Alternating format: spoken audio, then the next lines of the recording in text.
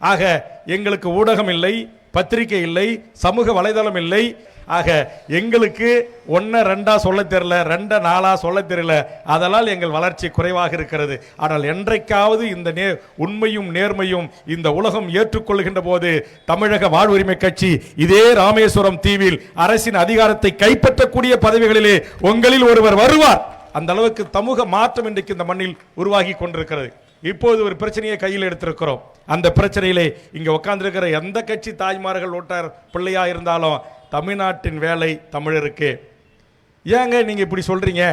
அப்ப இம்மானால தமிழ்நாட்டு வேலை தமிழருக்கு இல்லையா அப்படின்னு நீங்க கேட்கலாம். ஆனா இருந்துச்சுங்க. இடையில மோடி ஆட்சிக்கு வந்த பிறகு ஓபிஎஸ் கொஞ்ச நாளா முதலமைச்சராக இருந்தார் இல்ல, அப்ப மோடி ஒரு உத்தரவு போட சொன்னாரு ஓபிஎஸ். அந்த உத்தரவு என்னன்னா, தமிழ்நாட்டில் டிஎன்பிசின்னு சொல்லுவாங்க, Tamil Nadu public service commission, Tamil Nadu அரசு தேர்வு வாரியம். அந்த தேர்வை இந்திய நாட்டை சேர்ந்த எவர் வேண்டுமானாலும் வந்து எழுதலாம். அந்த உத்தரவு மோடிக்கு கணிந்து நம்முடைய ஓபிஎஸ் போட்டதுனால ஒரு 10 வயசுல பல இடங்கள்ல பல பேர் வந்து உக்காந்துட்டான்.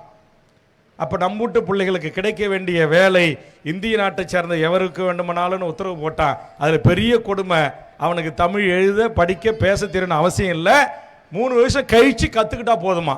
நான் ராமேஸ்வரம் தீவில் இருக்கிற என் தாய்மார்களை தங்கச்சி உங்களை கேட்கிறேன். அப்ப இந்த 3 வருஷம் அந்த பீகாருக்காரன், அந்த உத்தரப்பிரதேசக்காரன், அந்த ராஜஸ்தானுக்காரன் நம்ம ஊர்ல நம்ம கிட்ட எந்த மொழியில பேசுவான்? ஆட்சியில் இருந்தவனுக்கு அறிவு வேணுமா வேணாமா?